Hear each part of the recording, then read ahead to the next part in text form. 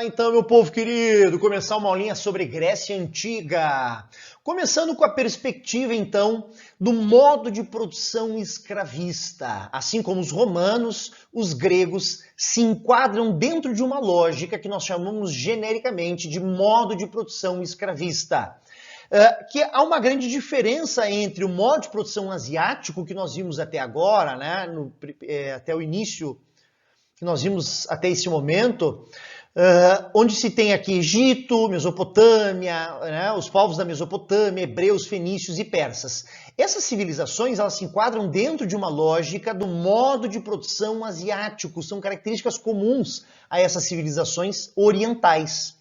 Já a Grécia e Roma estão dentro de uma ótica, dentro de um âmbito chamado modo de produção escravista, que são características de organização política, econômica e social diferente do Egito, diferente da Mesopotâmia, diferente dos persas, hebreus e fenícios. Tá? Então, os gregos e os romanos estão dentro do modo de produção escravista. Vamos dar uma olhada mais afinco. Por exemplo, o que diferencia, na minha visão, né, o que é mais gritante, o que é mais especial, digamos assim, nas diferenças entre modo de produção asiático e modo de produção escravista, é o fato de que no modo de produção escravista, as sociedades conseguem dividir o que é da política para a política, o que é da religião para a religião. Já aquelas civilizações que estão dentro do modo de produção asiático, elas têm teocracias, ou seja, governos com um vínculo com a religião. E nós trabalhamos nos vídeos, né, de modo de produção asiático, do Egito, por exemplo, que a religião ela é uma força central. Ela torna o poder do faraó, ela torna o poder do chefe político legítimo. Por quê? Porque a doutrina religiosa ela vai fazer uma referência do chefe político sempre como um Deus vivo na Terra ou um representante de Deus na Terra. Então a religião ela ratifica, ela apoia a ideia de que o chefe político tem um poder ilimitado.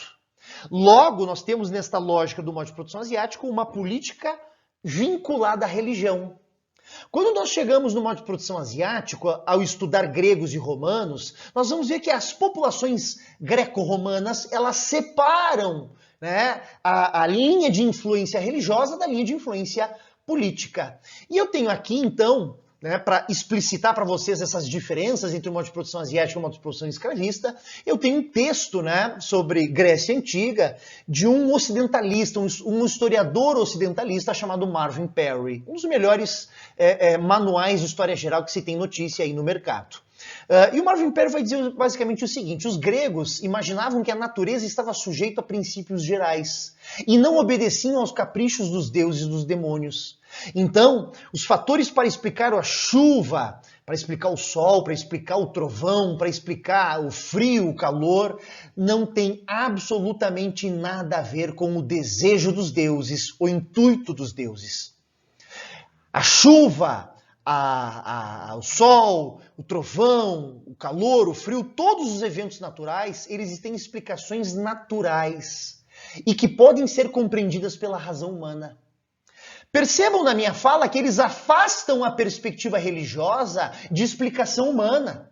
Não é por nada que a filosofia e a ciência nascem, né, justamente na Grécia Antiga. A filosofia ela é vista como a mãe de todas as ciências.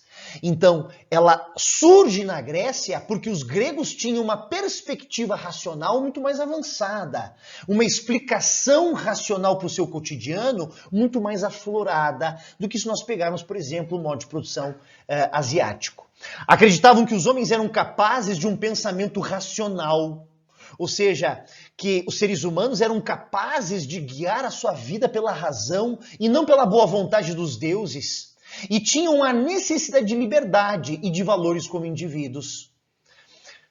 Embora os gregos não dispensassem os deuses, ou seja, os gregos acreditavam nos deuses, mas eles aumentavam com o tempo cada vez mais a importância da razão nas decisões humanas, deixando de lado a religião como mecanismo de explicação da vida social, afastando a religião como mecanismo da vida social e trazendo a razão como único mecanismo capaz de explicar e gerenciar a vida política, econômica e social, as organizações humanas.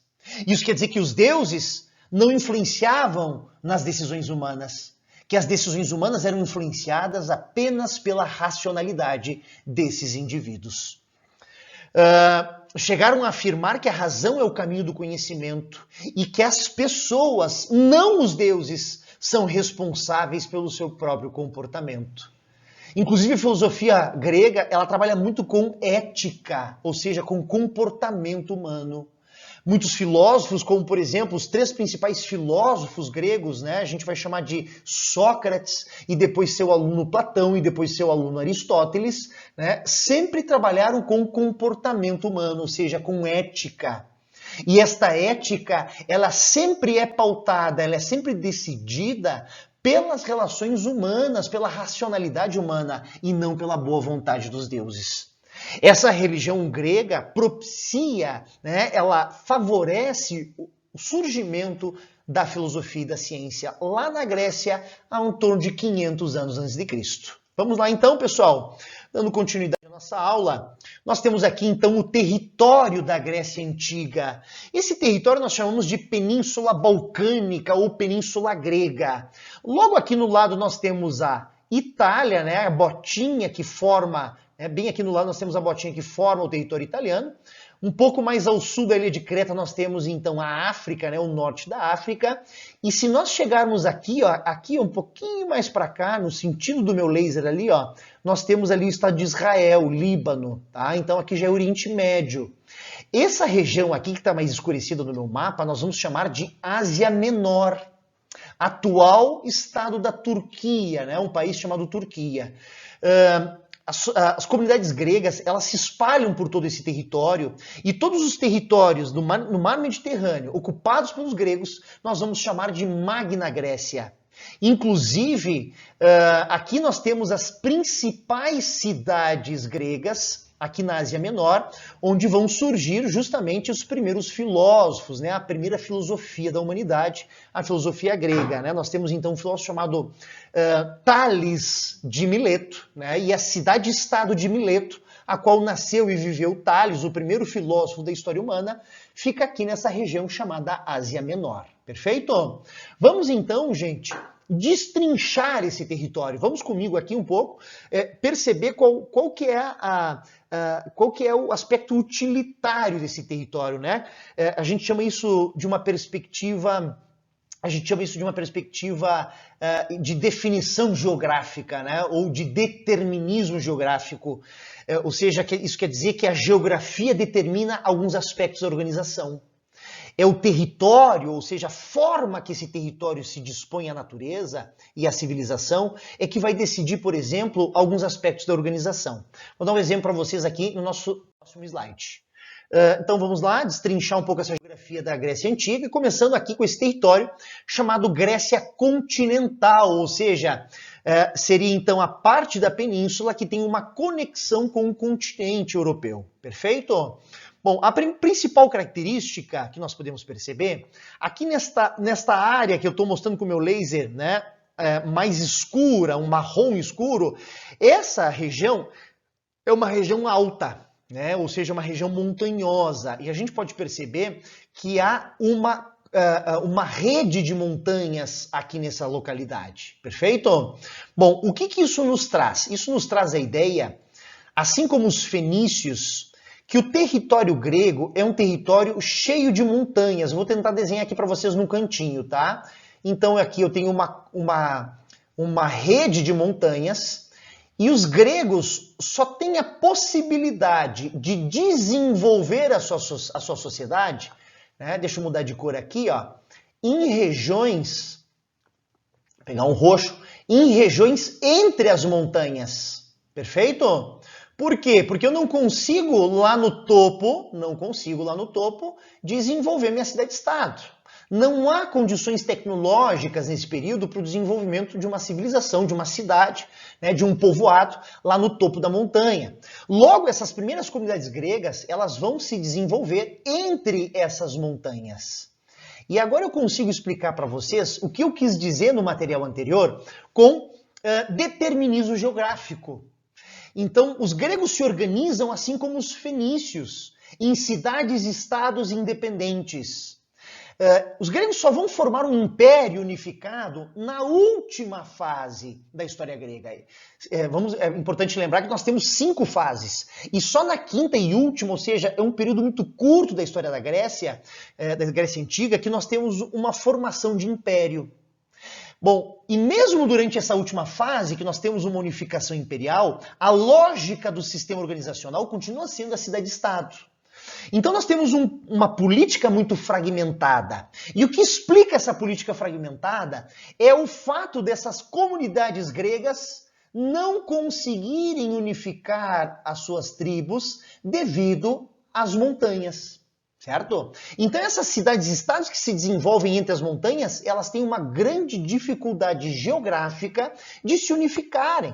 Perfeito? Por quê? Porque eu só consigo desenvolver minha civilização, né, minha cidade-estado, nos vales entre as montanhas.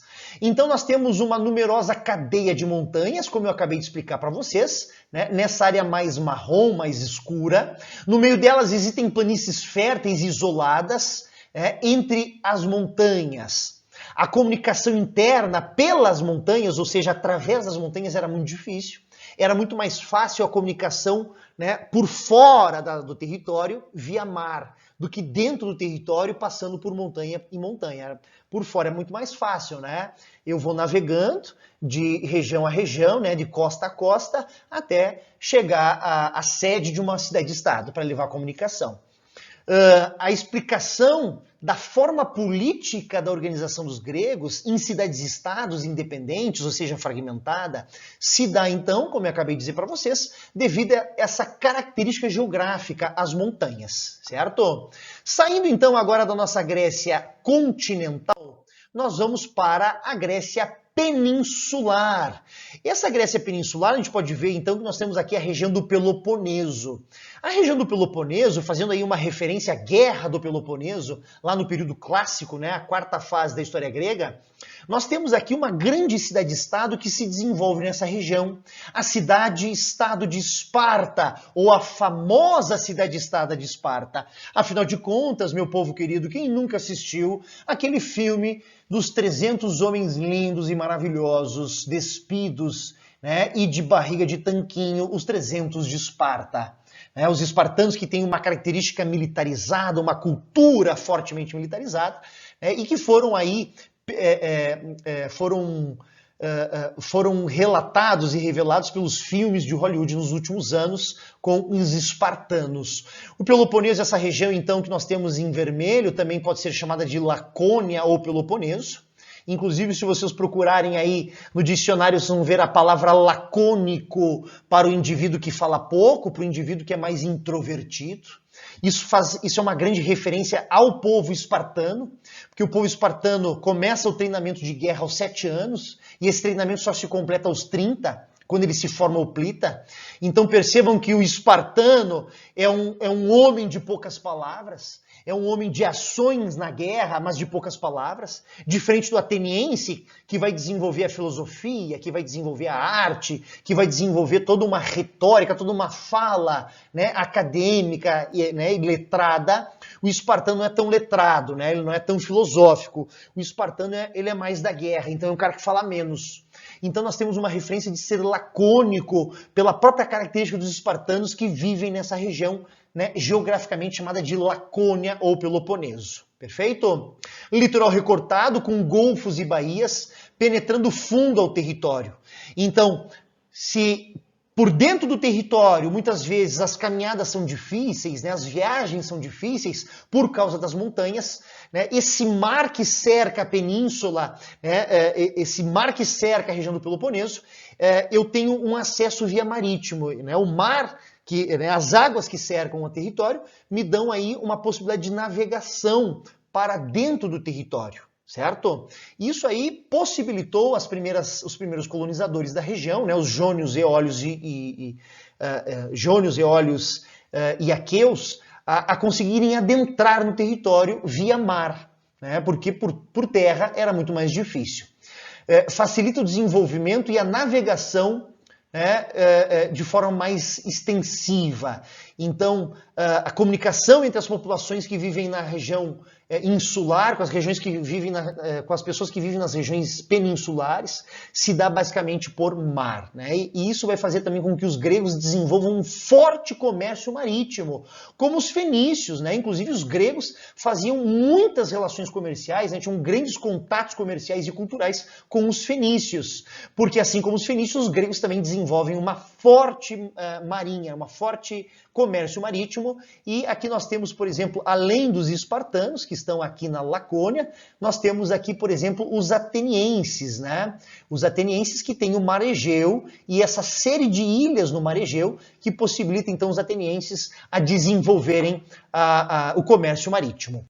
Continuando aqui, nós temos, para terminarmos esse destrinchar, né, das relações geográficas da Grécia Antiga, nós temos aqui a Grécia insular, ou seja, o Mar Egeu, o conjunto de ilhas. E essas ilhas têm uma função primordial para a sociedade grega.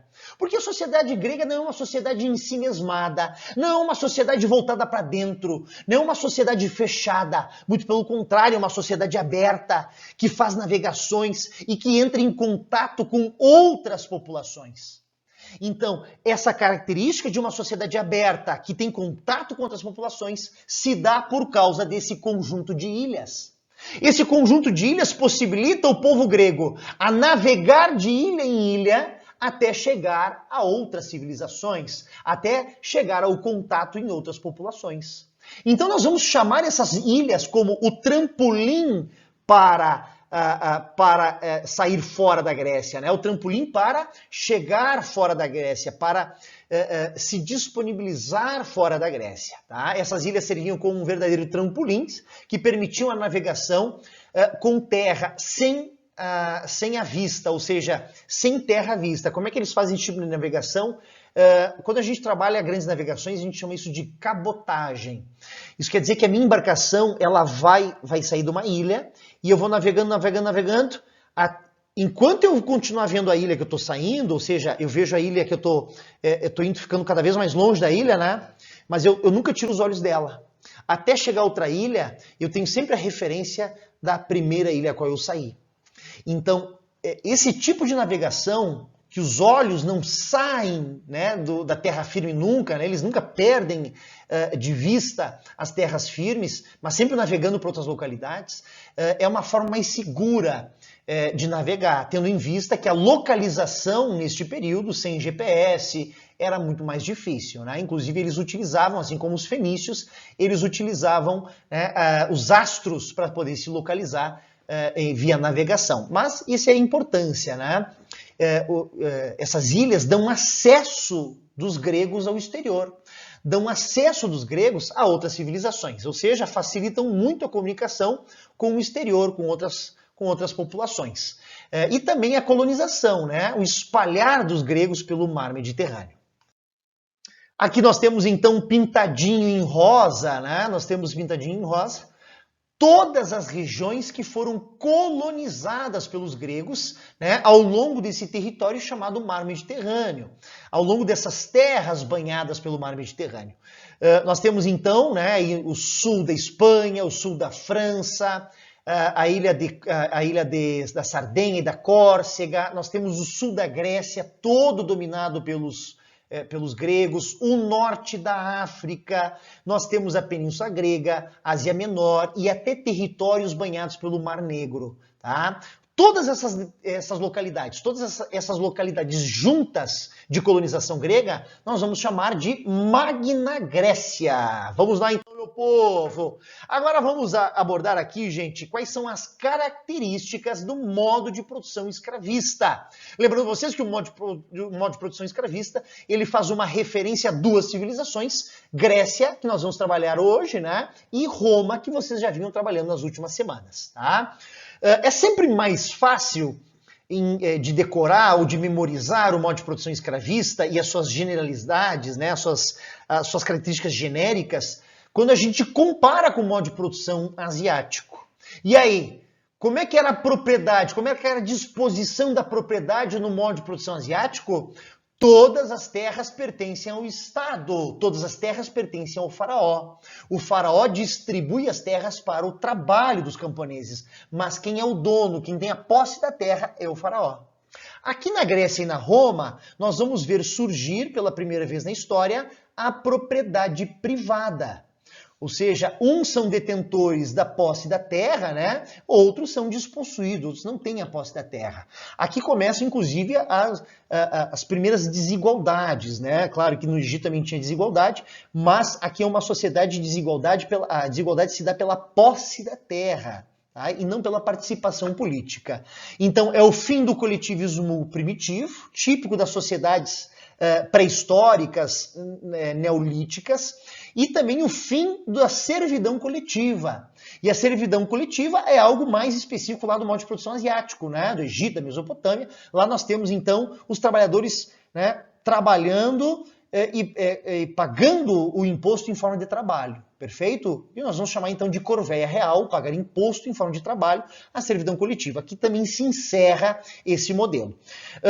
No modo de produção asiático, nós temos como grande centro político e econômico os impérios. O Império Egípcio, o Império, ou os Impérios Mesopotâmicos, o Império dos Hebreus, o Império dos Persas, né? Os fenícios não constituíram império, mas aqui nós não temos o império como grande centro político e econômico, nós temos as cidades-estados, nós temos a cidade de Roma, né, as cidades-estados gregas, como um grande centro de organização política, econômica e social, né, dessas civilizações. Se nós pegarmos e retornarmos lá no modo de produção asiático, nós vamos ver que a grande carro-chefe da economia no modo de produção asiático é agricultura, né? Tanto que a gente vai chamar de sociedades de regadio, sociedades hidráulicas, que se fixam em torno de grandes rios, justamente para desenvolver uma agricultura em larga escala, uma agricultura com produção de excedente. Perfeito? Aqui no modo de produção escravista, nós não temos um único modelo econômico como a agricultura no modo de produção asiático. Aqui nós temos uma variedade econômica, ou seja, cada cidade-estado tem uma habilidade econômica, cada cidade-estado tem um desempenho econômico diferente da outra. Então, algumas cidades-estados, como Esparta, por exemplo, nós vamos ter uma forte agricultura, né, no Vale do Peloponeso. Já os atenienses vão, né, à frente do mar Egeu, naquelas ilhas, desenvolver um comércio marítimo. Então, não há uma lógica única na economia grega, e sim uma diversidade econômica. Tá? E para terminarmos, modo de produção escravista, Rafa, não é modo de produção asiático. O trabalho, ou seja, a base do trabalho lá no modo de produção asiático é o trabalho servil. É o trabalho baseado na servidão coletiva, pessoas que pagam imposto em forma de trabalho. Aqui na Grécia e na Roma, nós vamos inaugurar como a base do trabalho da sociedade a escravidão. Então é por isso que nós vamos chamar de modo de produção escravista, porque a grande massa dos trabalhadores são compostos por escravos. E aqui no mundo antigo a gente tem que ter três coisas na cabeça, nós temos que ter três coisas na memória. O mundo antigo há três possibilidades de se tornar escravo, há três formas de se tornar escravo, né? A mais clássica, a mais importante, aquela que vai, durante toda a história de gregos e romanos, vai ser utilizada como forma de conquistar escravos: guerra. Então eu fiz guerra contra o povo, os prisioneiros dessa guerra vão automaticamente se tornar meus escravos. Essa é a mais importante. Agora nós também temos uma outra forma de se tornar escravo, até a metade da história grega, até a metade da história romana, né? Depois da metade não existe mais essa possibilidade, né? Algumas leis são feitas para acabar com a escravidão por dívida. Então, como eu já disse para vocês, essa segunda forma de se tornar escravo é por endividamento. O indivíduo se endividou, não conseguiu pagar as suas contas, né? Declarou moratória, e a pessoa tem que se tornar escrava, ela tem que se transformar escrava daquele seu devedor. Como eu disse para vocês, e reforçando porque é importante, tá, pessoal? Até a metade da história romana, mais ou menos, até metade da história grega, é possível se tornar escravo por dívida. Depois de uma certa altura da história, eles proíbem a escravidão por dívida. certo? Com as leis e com as regras. E a terceira e menos usual forma de se tornar escravo é por nascimento. Nasceu filho de escravo, escravo vai ser. Perfeito? Bom, aqui nós temos algo para discutir também, gente, que eu acho que é de grande importância. Muitas questões, mas, gente, muitas questões mesmo. Gostam de comparar a escravidão na antiguidade, ou seja, a escravidão na Grécia e na Roma antiga, com a escravidão na modernidade. E aí, quando eu falo escravidão na modernidade, eu estou falando daquela escravidão que os portugueses impuseram aqui no Brasil com os africanos. Então, sempre tem questões que vão abordar isso, gente. Qual é a diferença da escravidão lá nos gregos antigos no Brasil colonial, no período moderno, tá? E a principal diferença é a questão étnico-racial, ou seja, a questão da cor da pele. Perfeito? Bom, vamos pensar o seguinte, gente. Se uma pessoa endividada pode se tornar escravo, quem vão ser escravos? Os gregos vão ser escravos. Ou seja, são todas as pessoas que têm a mesma cor de pele, são todas as pessoas que são do mesmo grupo linguístico e cultural. Só que um se endividou e virou escravo daquele que não tem dívidas. Então, não é o negro e o branco, não é o branco escravizando o negro. Nós temos aqui na Grécia Antiga o branco escravizando o branco, o grego escravizando o grego. Perfeito? E outra diferença, menos gritante, com menor importância, nós temos a outra questão. O escravo na Grécia Antiga, ele é considerado uma ferramenta, ou seja, o escravo no mundo antigo, ele é considerado objeto, um objeto que se movimenta, um objeto que fala, um objeto que respira, mas é objeto. Já no Brasil colonial, o negro é considerado sub-humano, ou seja, o negro é considerado inferior ao branco. Ele é considerado um selvagem. Então ele pode ser escravizado. Ele é um humano, mas ele é um humano de segunda classe, perfeito? Então ele não é considerado coisa como os gregos acreditavam que os escravos eram coisas, perfeito? Eram objetos inanimados, objetos que podiam se movimentar. Bom, passando isso, vamos para a próxima parte, que é a sociedade censitária. Lembram lá quando a gente trabalhou o modo de produção asiático? Lá nós tínhamos uma sociedade estamental, ou seja, dividida em camadas e com baixa mobilidade social. Aqui nós temos uma sociedade censitária, e aí censitário vem de censo, de contabilidade da sociedade. Então, vota quem tem dinheiro, participação política quem tem dinheiro, perfeito? Tanto que eu tenho aqui, vou mostrar para vocês, ó, no meu laser, vou mostrar para vocês que quanto mais dinheiro a pessoa tem, mais direitos ela vai ter. Ou seja, mais no topo da pirâmide social, com privilégios essa pessoa vai estar. Quanto menos dinheiro, ou seja, quanto menos disposição de recursos financeiros, mais baixo na hierarquia social vai estar esse indivíduo. Certo? E aqui nós temos uma outra característica. Aqui nós temos maior mobilidade social se comparado com o Egito e o modo de produção asiático.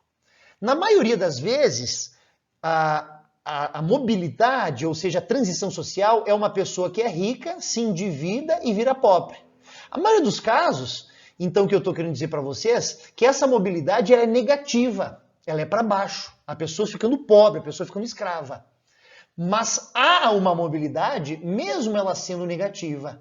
Então, em comparação ao modo de produção asiático e à sociedade estamental, nós temos aqui um maior grau de mobilidade social aqui no modo de produção escravista, na sociedade censitária.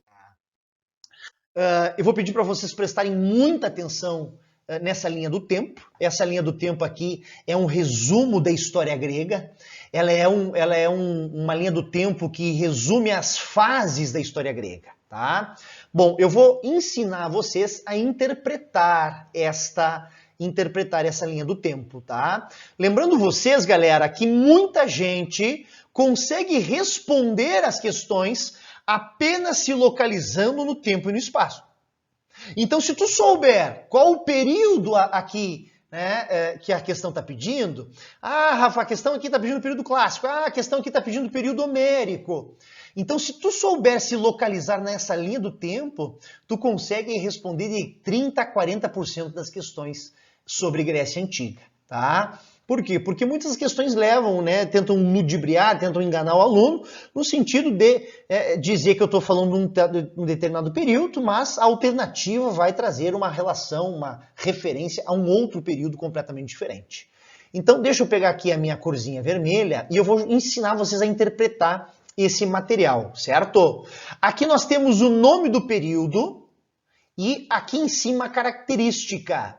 Então, período pré-homérico é da formação da sociedade cretomicênica, ou seja, a fusão de cretenses e aqueus, nasce a sociedade grega ou a sociedade cretomicênica. O que é importante nesse período, diga-se de passagem, que menos cai nos vestibulares, o que nós temos de mais importante nesse período é a formação da sociedade grega, a formação cultural dos gregos. Então nós temos uma civilização que é autóctone, né? Ninguém sabe direito a origem, que são os cretenses. Essa região vai ser invadida por povos indo-europeus, 3 ondas indo-europeias, e da fusão de cretenses com essas populações invasoras, nós vamos ver nascer a sociedade grega, a cultura grega, tá? Então essa primeira fase é a formação da comunidade, da sociedade grega. Depois nós vemos aqui, então, o período homérico. Nessa segunda fase da história grega, o período homérico, o que é a principal característica é a formação de comunidades familiares, de comunidades clânicas familiares, que nós vamos chamar aqui na perspectiva grega de genos, as comunidades gentílicas. Essas comunidades gentílicas é uma formação social ainda muito primitiva, ainda muito rudimentar. Muito parecido com os nomos lá do Egito, né, do Vale do Nilo. Aqui nós temos então comunidades familiares, tribais, né, primitivas ainda na sua organização, que são a origem da organização grega, as comunidades gentílicas. Só que com o passar do tempo, essas comunidades gentílicas elas vão crescendo, vão se aglomerando, vão aumentando, e a gente deixa de chamá-las de gens, né, ou genos. E da aglomeração dos genos nasce a polis, ou a cidade-estado grega.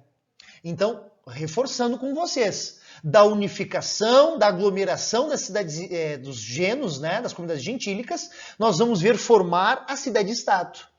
E o período arcaico, qual que é a principal característica dessa terceira fase do período arcaico? Não só a formação, mas a consolidação da polis. Então, a consolidação da polis como ferramenta de organização social, como forma de organização dos gregos em cidades-estados, tá? Então, olhem só o que eu vou dizer para vocês, isso é importante. As primeiras polis, as primeiras cidades-estados, elas nascem aqui no final do período homérico. Tá? Mas elas só se consolidam, elas só se tornam referência de organização política dos gregos a partir do período arcaico, quando a polis se consolida, tá? Na quarta e última fase, nós temos o período clássico, e isso quer dizer que é o período mais lembrado, é o período mais referente, é o período mais importante, logo é o período que mais cai nos vestibulares, sem sombra de dúvida. E esse período se caracteriza pelas guerras. E aí nós temos 2 guerras no período, né? Primeira guerra, gregos contra persas, as guerras médicas, e depois uma segunda fase de guerra chamada Guerra do Peloponeso, a guerra de gregos contra gregos. Perfeito? E a última e terceira fase, como eu disse no início dessa aula, a única fase onde há uma formação imperial, onde há uma unificação dos gregos e a formação do império. Esse último período, o período helenístico, tem como característica o domínio dos gregos do norte. Ou seja, um império grego no norte da Península Balcânica, chamada Macedônia. E o grande chefe da Macedônia, né, que logo depois de conquistar a Grécia, morreu, Filipe II da Macedônia, e deixou o império para seu filho. O filho dele, quando eu dizer o nome, vocês vão relembrar, vocês vão fazer uma referência boa aí. Por quê? Porque é muito famoso, né? Inclusive nos cinemas de Hollywood. Nós temos aqui Alexandre o Grande, filho de Filipe II da Macedônia e chefe do Império grego durante o período helenístico, que vai fazer uma série de conquistas no território persa. Tranquilo, gente? Deu para compreender? Vamos lá, então. Próxima etapa. Período pré-homérico, ou seja, o primeiro período. Vivia lá no sul da Grécia, naquela ilha que eu mostrei no mapa anterior, na ilha de Creta. Ali se desenvolve a sociedade minoica ou a sociedade cretense. Os minoicos e os cretenses que viviam naquela ilha não eram gregos, não tinham cultura grega, não tinham língua grega. Eles eram uma população muito bem desenvolvida, né? Com ciência, com matemática. Era um povo pacífico, extremamente pacífico. É possível observar essa passividade hoje na arte cretense. Eles sempre vão fazendo nas suas cerâmicas, né, e nas suas pinturas, uma arte com bichinho, com gente, com agricultura, diferente dos assírios, por exemplo, da Mesopotâmia, que sempre faziam uma arte com morte, com facada, com sangue, né? Então isso revela a característica pacífica desse povo, que além de pacífico tinha um grande desenvolvimento racional e científico. E por que nós chamamos de sociedade minoica? Minoica porque teve um grande rei, né, dessa sociedade chamado Minos. Inclusive, né, a teoria do Minotauro está intimamente ligada com esse deus Minos, né, com esse chefe de Estado, esse político Minos. E aí então vem sociedade minoica, ou cretense, fazendo uma referência ao nome desta ilha, a ilha de Creta. Então, como eu já disse para vocês, não eram gregos, não falavam grego, viviam em complexos palácios, né? E aí nós temos o palácio de Knossos, que era o mais famoso palácio da ilha de Creta, né? O Knossos, lá que estava o labirinto do Minotauro, lá que vivia o deus Minos, o rei Minos, né, e a sua família. E toda a organização política, econômica e social, ela está em torno desses palácios, perfeito? Bom, essa sociedade vai viver feliz e tranquila até o século XIII a.C. Porque no século XIII a.C., uma série de populações externas, né, vindo de uma região chamada Indo-Europeia, ali nas estepes da Ásia Central, se não me falha a memória, qualquer coisa vocês pedem para o Derli, professor Derli. O que acontece é o seguinte, essas populações indo-europeias começam a invadir o território cretense e grego. E aí vão começar a se miscigenar, vão começar a se misturar. Aqueus e cretenses se misturam. Dessa mistura nasce a sociedade micênica ou cretomicênica. Perfeito? Primeira onda invasória, os aqueus. Segunda onda invasória, né? Segunda onda de invasores estrangeiros, jônios e eólios. E a terceira onda invasória, nós temos os dórios. E por que eu deixei os dórios em vermelho? Porque foram os últimos, né? A última invasão indo-europeia? Não. Porque os dórios tinham uma característica militarizada, uma cultura militar muito podada, muito bem desenvolvida. Tanto que eles vão fundar uma cidade-estado no Peloponeso, que nós chamamos de cidade-estado de Esparta, daquele filme, dos 300 homens lindos e magníficos que nós temos no filme, certo? Então aí que nasce a cultura militar dos espartanos, é porque eles foram fundados pelos dórios, eles foram colonizados pelos dórios. E os dórios tinham essa cultura militarizada que vai fazer a referência, que vai ser uma referência aqui na cidade-estado de Esparta. Mas que cultura militar era essa? Eles tinham uma metalurgia mais desenvolvida, né? Logo, as armas metálicas dos dórios eram mais avançadas, eram mais eficientes com as armas metálicas de outros povos da região, né? E aí tu vai para uma guerra espada com espada, a espada do espartano não quebra, né? Do dório não quebra, a espada dos aqueus quebra. Então eles têm uma vantagem militar.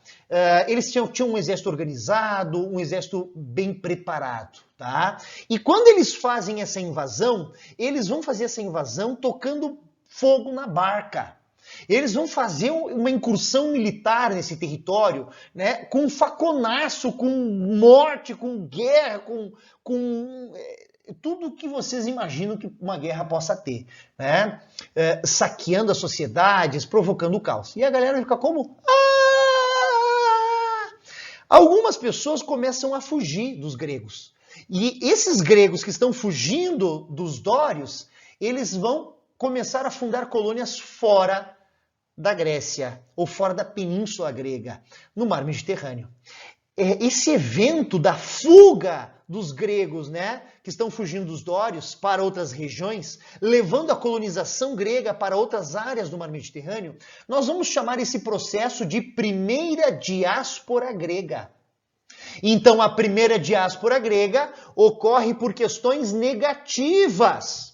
Os terríveis dórios, guerreiros que invadem a Grécia, botam fogo na barca, né? Espadaço e chinelaço para tudo que é lado. Muitos são obrigados a sair e fundar colônias em outras localidades. Esse se espalhar dos gregos, né, para outras localidades, nós vamos chamar de primeira diáspora grega. Perfeito? E o que vai acontecer? Quando esse indivíduo saiu com a sua família, né, fugindo dos gregos, e foi para outra região, ele vai nesta nova região, a qual ele está indo em fuga, montar uma colônia grega com a sua família. Ou seja, vai desenvolver uma comunidade gentílica fora da Grécia, uma comunidade tribal, familiar, né, ligados pelos mesmos gens, ou seja, uma comunidade gentílica. Perfeito? Primeira diáspora, questões negativas. Primeira diáspora causada pela invasão dos dórios. Fechou? Aqui, gente, eu posso explicar para vocês melhor, né, nesse mapa aqui. Como eu disse para vocês no slide anterior, deixa eu só pegar minha caneta aqui, pegar uma cor vermelha. Nós temos então aqui a ilha de Creta, onde surge a sociedade micênica, minoica, desculpa, a sociedade minoica ou a sociedade cretense, tá? Primeira onda invasória, aqueus, perfeito? Segunda onda invasória, jônios e eólios, tá? Esses eólios são com E e não com H.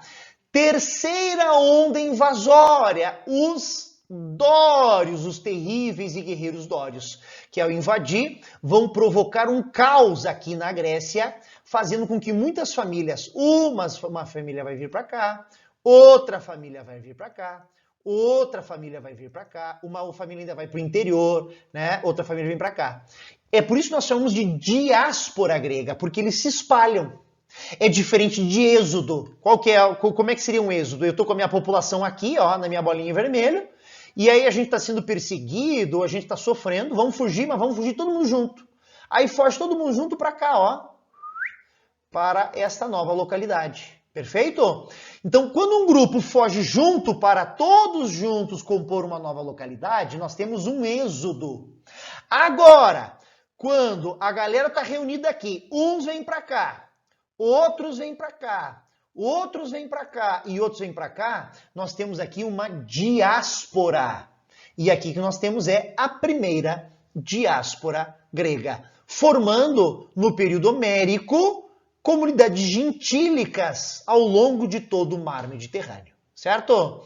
Então, ficamos aí com a nossa primeira aula de Grécia Antiga. Espero que gostem. Na próxima aula tem muito mais. Beijo, gente. Valeu e bons estudos.